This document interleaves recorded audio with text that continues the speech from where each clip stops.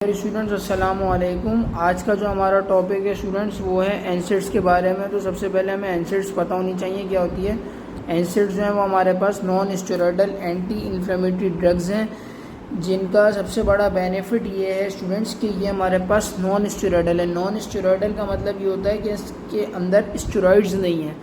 अब इसका बेनिफिट ये होता है नॉन स्टेरॉयडल जो है इसके साइड इफ़ेक्ट्स और adverse effect as compare to steroidal drugs हमारे पास बहुत कम होते हैं, जबकि स्टेरॉयडल जो ड्रग्स हैं उनके सीवियर साइड इफ़ेक्ट्स होते हैं जो कि हम एज़ कम्पेयर देखते हैं कैंसर पेशेंट्स के अंदर।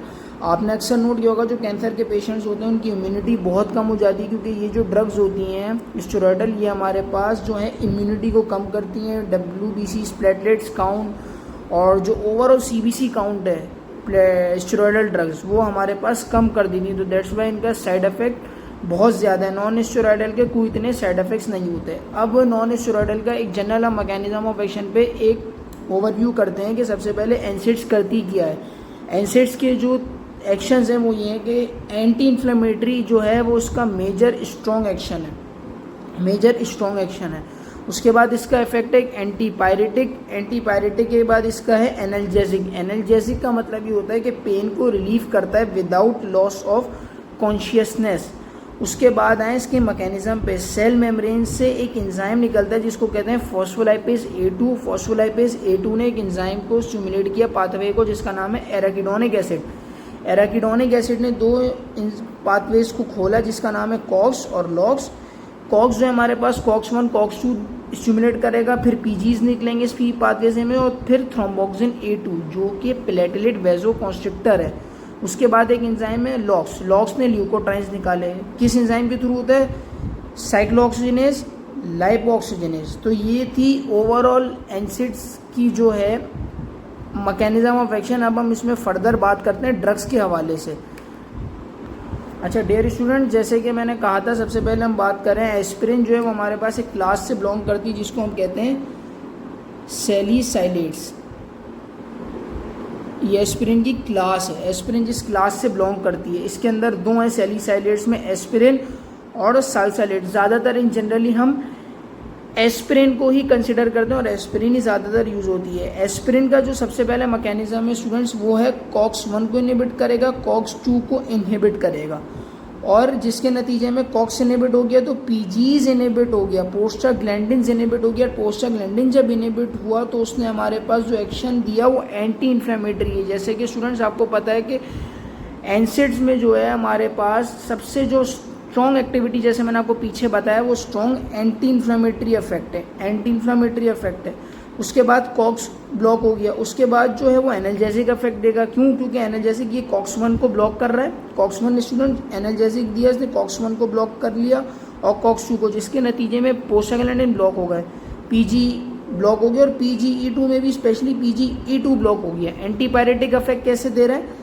एंटीपायरेटिक इफेक्ट हमारे पास ये ऐसे दे रहा है, इनहिबिट कर रहा है कॉक्स को, कॉक्स ने इनहिबिट कर दिया पीजीज को। पीजीज की एक सब टाइप है जिसको कहते हैं PGE2। अब PGE2 क्या करता है स्टूडेंट्स, वो सेंसिटाइज तो कर देता है नर्व एंडिंग को, लेकिन उसका एक मेन काम है ये हाइपोथैलेमस में जाके टेम्परेचर को रेस करता है।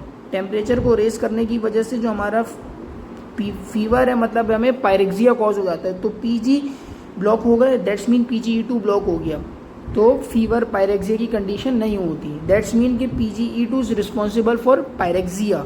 उसके बाद एंटी प्लेटलेट एग्रीगेटिंग इफेक्ट है, क्योंकि एस्पिरिन जो ब्लॉक करता है वो कॉक्स को ब्लॉक करता है। मैंने आपको बताया जैसे थ्रोम्बोक्सिन निकलेगा, थ्रोम्बोक्सिन A2 क्या था स्टूडेंट्स? प्लेटलेट वेजोकॉन्स्ट्रिक्टर है। तो जब प्लेटलेट इनहिबिट हो जाएगा तो प्लेटलेट एग्रीगेटिंग नहीं होगी, मतलब नो क्लॉट फॉर्मेशन। इसको आप इस तरह याद रखना। तो नॉट क्लॉट फॉर्मेशन मीन्स ये हमारे पास हो गया ब्लड थिनर। इसको हम ये कह सकते हैं सिंपली, अगर मैं ज़बान में बोलूँ ये ब्लड थिनर हो जाएगा। ब्लड थिनर हो गया। उसके बाद जो है स्टूडेंट्स अब हम बात करते हैं थेराप्यूटिक यूजेस की। पेन को रिलीफ करेगा, फीवर को रिलीफ करेगा, स्ट्रोक मायोकार्डियल इन्फेक्शन क्योंकि स्ट्रोक में भी हमें ब्लड थिनर की ज़रूरत पड़ती है। ट्रांजिस्टेंट उसको सही करेगा, इस्कीमिया अटैक को भी सही करेगा। लेकिन इसकी सबसे बड़ा डिसएडवांटेज है कॉन्ट्राइंडिकेटेड है इन चिल्ड्रन जिनकी एज है 10 ईयर, क्योंकि वो जो है हमारे पास बच्चों में रहीसस सिंड्रोम कॉज करवा देता है। अब मैं बात कर लूँ एडवर्स इफेक्ट की, तो सबसे पहले जीआई ब्लीडिंग होगी, अल्सर होगा। अल्सर कैसे कॉज होगा?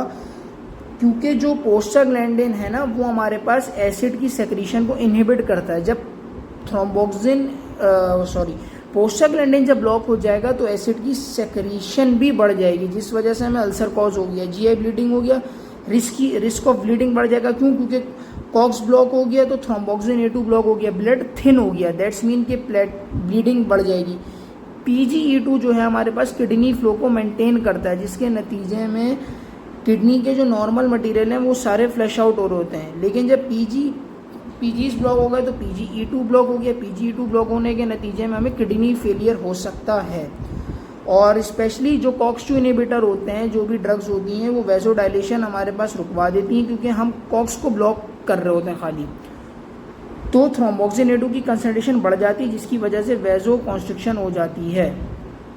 अच्छा, अब हम आते हैं एसिड्स की दूसरी क्लास पे, जिसका नाम है पेपरोनिक एसिड डेरिवेटिव। पेपरोनिक एसिड डेरिवेटिव जो स्टूडेंट्स वो है, उसके अंदर हमारे पास मेजर जो ड्रग है आइबोब्रूफिन आती है, फेनोब्रूफिन आती है और फ्लूबिब्रूफिन आती है। ये हमारे पास एक एसिड्स की मेजर क्लास की ड्रग्स हैं। सही है। अब हम इसके बात करते हैं इसका आगे मैकेनिज्म ऑफ एक्शन के बारे में। मैकेनिज्म ऑफ एक्शन है स्टूडेंट्स, वो हमारे पास आ रहा है कि ये अर्थराइटिस को ट्रीट कर रही है, ऑस्टियोआर्थराइटिस को, इन सारी चीज़ों को ट्रीट कर रही है। इसके जीआई इफेक्ट्स, साइड इफेक्ट्स कम है, क्योंकि स्टूडेंट इसका जो मेजर साइड इफेक्ट क्यों कम है मैं आपको बताता हूँ। देखिए, सबसे पहले ये जो है ये प्रोस्टाग्लैंडिन की सिंथेसिस को इनहिबिट कर रही है, लेकिन ल्यूकोट्राइन्स की नहीं कर रही। ये एक रीज़न क्वेश्चन आ सकता है पेपर में कि एस्पिरिन के साइड इफेक्ट क्यों ज़्यादा है as compare to other derivatives of NSAIDs, तो आपको ये रीज़न बताना है। उसके बाद जो है इसके जो एडवर्स इफेक्ट हैं ये हमें याद रखना है। एचनेट टाइटाइनस मतलब कानों में घंटियाँ बजना, सिंपली वर्ड में याद रखिएगा, एयर रिंगिंग। उसके बाद है वेल्सो भी रिपोर्टेड। अब उसके बाद हमारे पास आता है एसिडिक एसिड डेरिवेटिव, जिसके अंदर डिडोफेनिक है और आयोडोमेथासिन है। ये दो ड्रग्स हमारे पास आती हैं।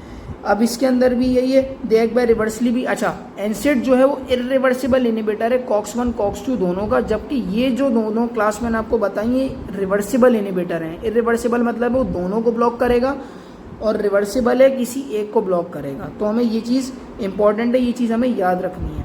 अगली जो ड्रग हमारे पास है फेनामिड्स है। फेनामिड्स बहुत सारी मेफेनिक एसिड है, मेथाफेमामाइन है, इनका भी मैकेनिज्म ऑफ एक्शन सेम है, बस ये भी कंपैरेटिवली सेम है। लेकिन इसके अंदर अब जो मेजर एक इम्पॉर्टेंट स्पेसिफिक जो आ रही है वो आ रही है सीलोजोब। ये जो स्टूडेंट्स हमारे पास ड्रग है ना, इसको हमने सिंपली याद रखना है कि ये इसका जो स्ट्रॉन्ग एक्शन है ना, इनहिबिशन पावर जो है इसकी वो COX-2 पर है। जब हमारे पास COX-2 स्टूडेंट्स ब्लॉक हो गया कि दैट्स मीन के इन्फ्लेमेशन रुक जाएगी, क्योंकि मैंने आपको बताया था कि COX-2 का बहुत मेजर रोल है इन्फ्लेमेशन के अंदर। जब COX-2 इनहिबिट हो गया तो इन्फ्लेमेशन रुक जाएगी, इसलिए इसको हम देते हैं रेहेमेटॉइड अर्थराइटिस, ऑस्टियोआर्थराइटिस, क्योंकि उसके अंदर भी स्टूडेंट्स इन्फ्लेमेशन होती है। तो दैट्स मीन कि इन्फ्लेमेशन को ट्रीट कर सकता है, क्योंकि ये इनहिबिट करता है COX-2 को। उसके बाद अगर मैं बात करूँ उसके एडवर्स इफेक्ट की, एडवर्स इफेक्ट बस आपको याद रखने, हेडेक हो सकता है, डिस्पेप्सिया है, डायरिया है और रीनल इंसफिशिएंसी हो सकती है, क्योंकि COX-2 को ब्लॉक कर रहा है। PG वाली पीछे से स्टोरी रिपीट हो जाएगी इधर।